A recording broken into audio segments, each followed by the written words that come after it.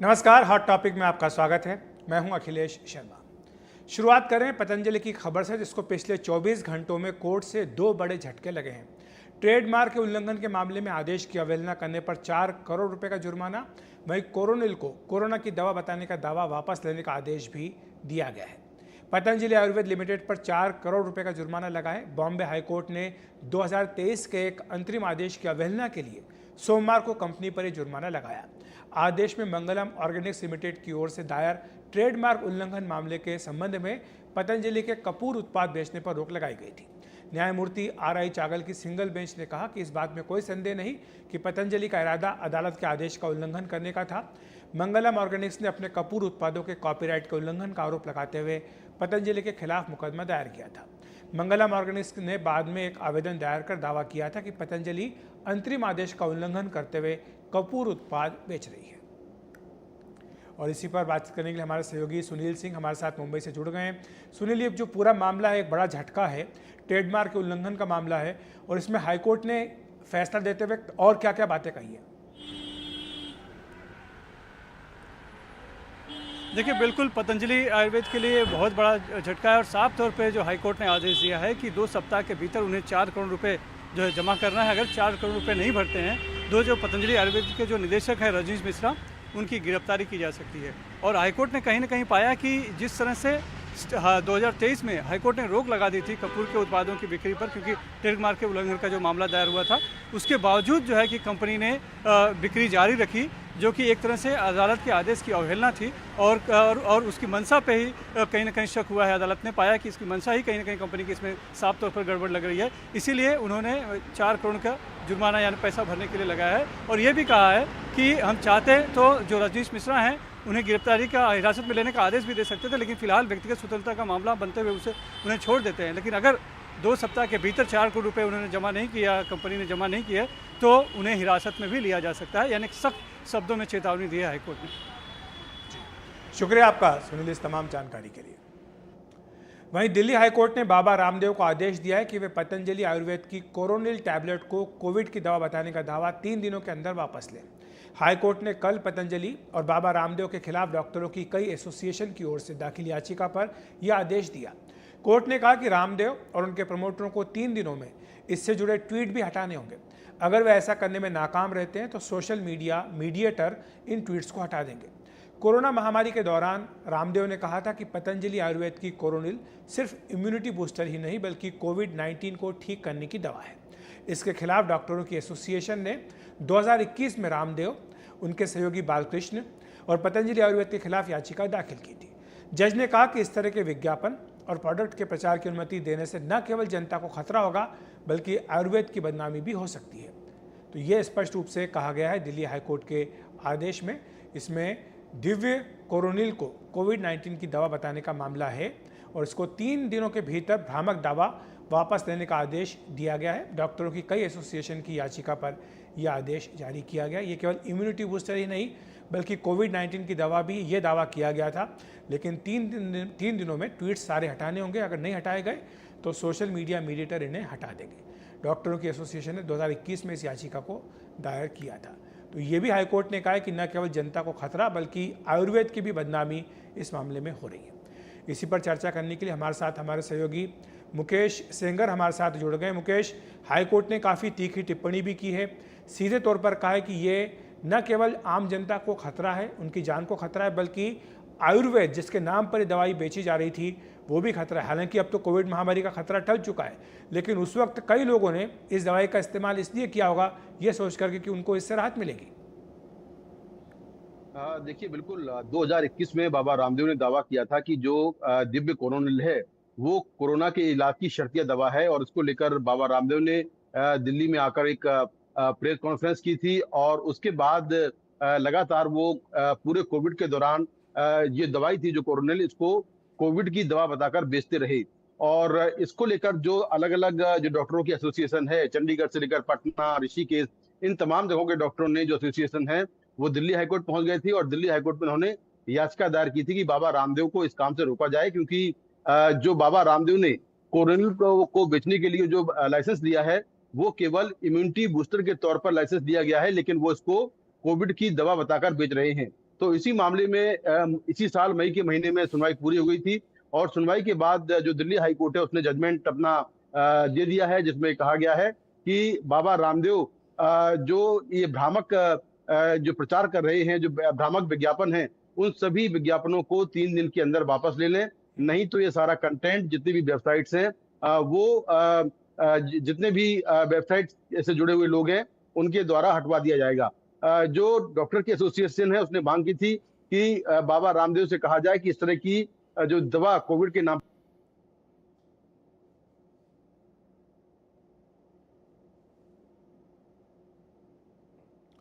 तो मुकेश से हमारा संपर्क अभी टूट गया है, लेकिन आपको बता दें बड़ी खबर यही है, दिल्ली हाईकोर्ट का आदेश है कि कोरोनिल को सिर्फ इम्यूनिटी बूस्टर होने का लाइसेंस दिया गया था, लेकिन इसको कोविड-19 के इलाज के तौर पर बेचा गया और ये विज्ञापन, इससे न केवल जनता को खतरा था बल्कि आयुर्वेद की भी बदनामी। तो ये हाईकोर्ट की ओर से इस पर आदेश आया है। अब बढ़ते हैं अगली खबर की ओर, जो कि बजट से जुड़ी हुई है। बजट को लेकर के राजनीति हुई है। बजट पर चर्चा के दौरान आज बीजेपी सांसद अनुराग ठाकुर और लोकसभा में नेता प्रतिपक्ष राहुल गांधी के बीच तीखी नोकझोंक देखने को मिली है। राहुल गांधी के चक्रव्यूह वाले बयान पर जवाबी हमला करते हुए अनुराग ठाकुर ने जाति का जिक्र किया। अनुराग ठाकुर ने कहा कि कुछ लोग ओबीसी की बात करते हैं, इनके लिए ओबीसी का मतलब है only for brother in law commission. जिस पार्टी ने अपने ही पार्टी के अध्यक्ष को धोती खींचकर बाहर निकाल दिया हो, जो एक पिछड़े समाज से आते थे, उनके शहजादे हमें ज्ञान बांट रहे हैं, ये अनुराग ठाकुर ने कहा। और उनके इस बयान के बाद लोकसभा में जमकर हंगामा देखने को मिला। उन्होंने ये भी कहा कि जिसकी जाति ही पता नहीं वो जातिगत जनगणना की बात कर रहा है। और अनुराग ठाकुर के हमले पर राहुल गांधी ने दखल दिया। उन्होंने कहा कि जाति जनगणना को हम यहाँ पास करके दिखाएंगे। उन्होंने ये भी कहा कि इसको लेकर के सरकार को अपनी बात स्पष्ट करनी चाहिए। जो भी इस देश में दलितों, आदिवासियों की बात उठाता है उसको गाली खानी पड़ती है। इस पर अनुराग ठाकुर ने कहा कि जिनको अपनी जाति का पता नहीं वो जाति जनगणना की बात करते हैं। माननीय सभापति जी, मैं आपको याद कराना चाहता हूँ, इसी सदन में एक पूर्व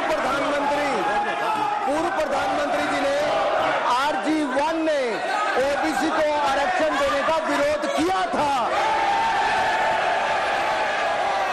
RG1 ने ओबीसी को आरक्षण देने का विरोध किया था। एक मिनट माननीय मंत्री जी, सर बोलने दीजिए सर। मैं आपका नाम तो लूं। राहुल गांधी जी। स्पीकर सर, देखिए, जितना मेरा आप लोग इंसल्ट करना चाहते हैं आप खुशी से करिए, आप रोज करिए, मगर एक बात मत भूलिए, जाति जनगणना को हम यहां पास करके दिखाएंगे। धन्यवाद। करना करिए। अरे तो अपनी जाति भी लिखनी पड़ेगी उसमें। लोकसभा में कल राहुल गांधी के बजट पर दिए भाषण पर केंद्रीय मंत्री पीयूष गोयल ने भी निशाना साधा है। उन्होंने कहा कि यूपीए के काल में राजकोषीय घाटा अधिक था और साथ ही विकास भी कम हुआ। उन्होंने कहा कि यूपीए सरकार के कार्यकाल के दौरान महंगाई बहुत ज़्यादा थी। यूपीए सरकार 2014 में कमज़ोर अर्थव्यवस्था को छोड़कर गई थी। यूपीए के समय में राजकोषीय घाटा बहुत ज़्यादा था और महंगाई भी बहुत ज़्यादा थी, विकास दर कम थी। उन्होंने यूपीए कार्यकाल में हुए बड़े बड़े घोटालों की भी याद दिलाई और कहा कि यूपीए के 10 साल का शासन एक असफल मॉडल है।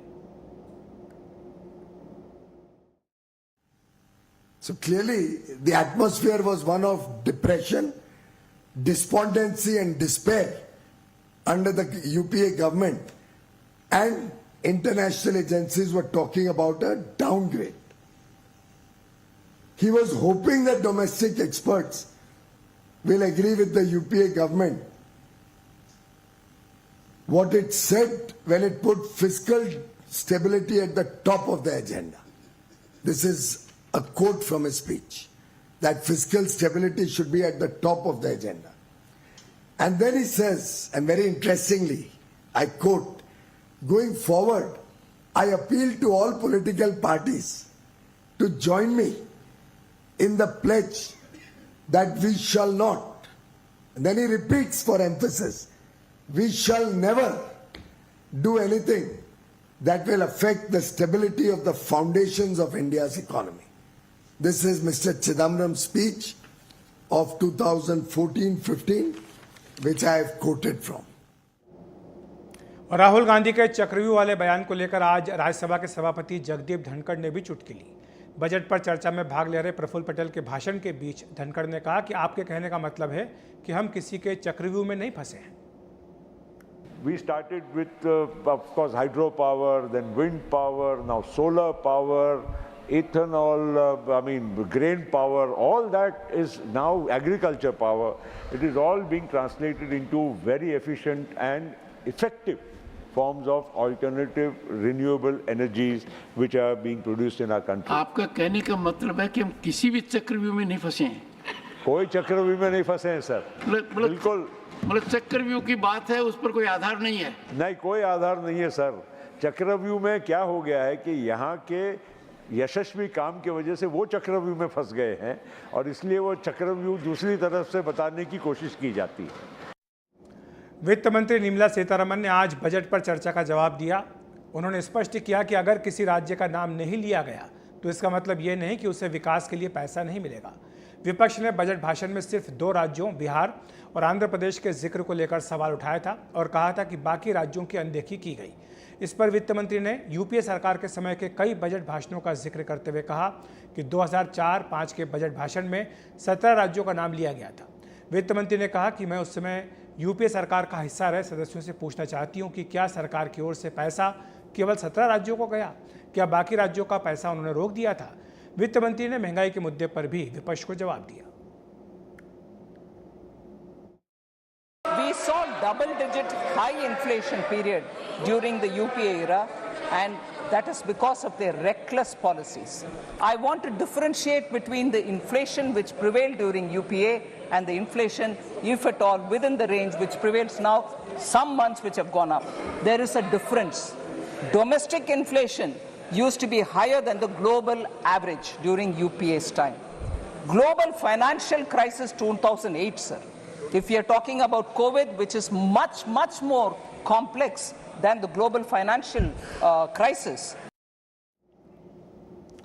तो वित्त मंत्री निर्मला सीतारमण ने एक एक करके सारे उन सवालों का जवाब दिया जो बजट पर विपक्ष के नेताओं की ओर से उठाए गए थे। उन्होंने राज्यों के ओर भेदभाव का सवाल जहां तक उठाया गया उसका भी जवाब दिया।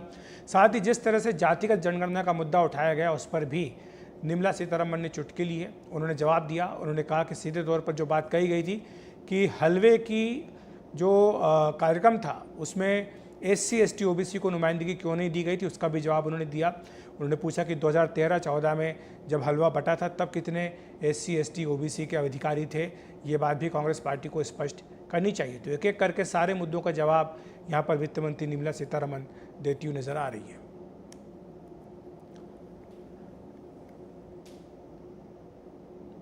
और इसी पर चर्चा करने के लिए हमारे साथ हमारे सहयोगी प्रशांत जुड़ेंगे। आज वित्त मंत्री का भाषण हुआ है और हमने देखा जिस तरह से अनुराग ठाकुर राहुल गांधी के बीच में काफ़ी खटपट देखने को मिली, वैसे ही अनुराग ठाकुर अखिलेश यादव के बीच में भी काफ़ी खटपट देखने को मिली। प्रशांत, आज वित्त मंत्री निर्मला सीतारमण ने हलवे को लेकर जो आपत्ति थी राहुल गांधी की ओर से उसका सीधा जवाब दे दिया। जी बिल्कुल अखिलेश, उसका सीधा जवाब दिया और कुछ भावुक किस्से भी सुनाए। लेकिन हलवा सेरेमनी के जरिए राहुल गांधी ने जो कहने की कोशिश की थी उसका भी अलग से जवाब दिया। उन्होंने राहुल गांधी पर पलटवार करते हुए सवाल पूछा कि राजीव गांधी फाउंडेशन और राजीव गांधी चैरिटेबल ट्रस्ट के जितने बोर्ड मेंबर हैं उसमें आखिर कितने दलित चेहरे हैं। वो पूरी लिस्ट लेकर आई थी निर्मला सीतारमण और उन्होंने उनसे कहा कि चैरिटी बिगिंस एट होम। अगर अच्छी बातें करनी है उसके बारे में बातें कहनी है तो अपने घर को भी पहले दुरुस्त करिए। और इसके जरिए उन्होंने ये बताने की कोशिश की कि खुद कांग्रेस के जो संगठन है और गांधी परिवार से जो जुड़े संगठन है उसमें दलितों को कितनी जगह दी गई है। तो हलवा सेरेमनी को लेकर राहुल गांधी ने जिस तरीके से निर्मला सीतारमण पर वार किया था और पूछा था कि आखिर उस सेरेमनी में कितने ओबीसी हैं, कितने दलित हैं, उसका काउंटर निर्मला सीतारमण ने आज इस तरह से किया और ये भी कहा कि जो हलवा सेरेमनी है उसकी शुरुआत सालों पहले हुई थी और उसको फिर लोगों के सामने भी यूपीए सरकार ही लेकर आई थी और उसकी तस्वीरें बाहर आने की शुरुआत भी यूपीए सरकार के समय में हुई थी। तो निर्मला सीतारमण ने बिल्कुल इसका जवाब दिया है। और भी कई राजनीतिक बातें की हैं निर्मला सीतारमण ने, लेकिन कांग्रेस की तरफ से एक अभी बयान आया है जो अनुराग ठाकुर ने जो एक बयान दिया था राहुल गांधी को लेकर, उस पर अब कांग्रेस सरकार पर हमलावर है और कांग्रेस का कहना है कि राहुल गांधी की जाति पूछकर जो सरकार है वो ठीक नहीं कर रही है। तो अब इस मुद्दे पर भी वार पलटवार का दौर जारी है। जी, शुक्रिया आपका प्रशांत इस तमाम जानकारी के लिए। और प्रधानमंत्री नरेंद्र मोदी ने आज भारतीय उद्योग परिसंघ यानी CII की ओर से आयोजित एक सम्मेलन को संबोधित किया। पीएम ने कहा कि फिलहाल भारत दुनिया की 5वीं सबसे बड़ी आर्थिक ताकत है। वो दिन दूर नहीं जब भारत दुनिया की 3री बड़ी अर्थव्यवस्था बन जाएगा। उन्होंने कहा कि भारत लगातार सधे हुए कदमों से आगे बढ़ रहा है। पीएम मोदी ने यह भी कहा कि हमारी सरकार की नीयत और प्रतिबद्धता साफ है। हम विकसित भारत पर पूरा ध्यान केंद्रित कर रहे हैं। आज भारत 8% की रफ्तार से ग्रो कर रहा है।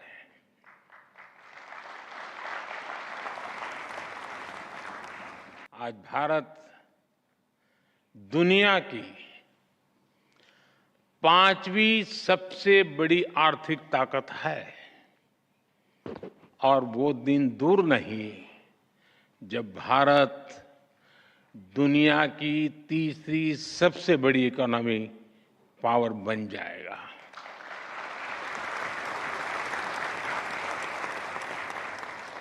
भारत बहुत सधे हुए कदमों से लगातार आगे बढ़ रहा है।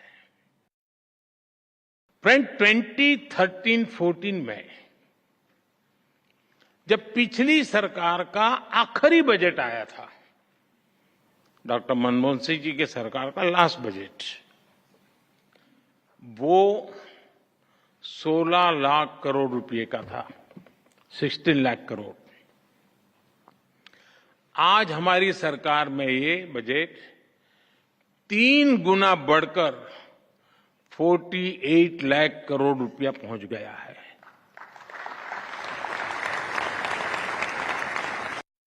साथियों, आज हम जिस दुनिया में रह रहे हैं वहां बहुत सारी अनिश्चितताओं से भरी हुई है और ऐसी दुनिया में भारत जैसी ग्रोथ और स्टेबिलिटी होना एक्सेप्शन है। ऐसी अनिश्चितता के समय में भी भारत के फॉरेन एक्सचेंज रिजर्व्स में अच्छी खासी वृद्धि हुई है। आज जब सारे देश लो ग्रोथ या हाई इन्फ्लेशन से जूझ रहे हैं, उन परिस्थितियों में भारत हाई ग्रोथ और लो इन्फ्लेशन वाला इकलौता देश है।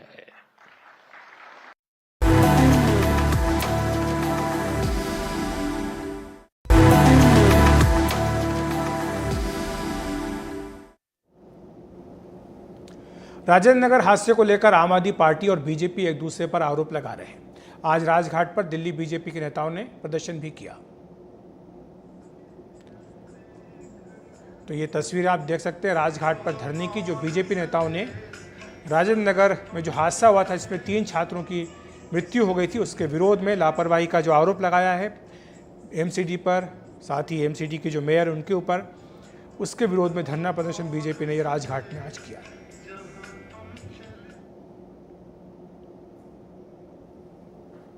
वहीं अरविंद केजरीवाल की गिरफ्तारी और उनके स्वास्थ्य के साथ कथित खिलवाड़ के मुद्दे पर तमाम बड़े विपक्षी दल आम आदमी पार्टी के बुलाने पर आज एक मंच पर आए।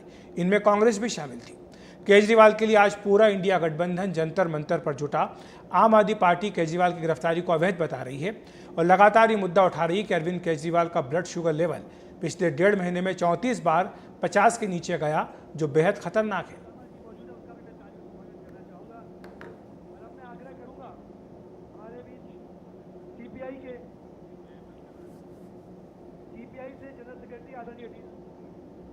तो हॉट टॉपिक में आज इतना ही। नमस्कार।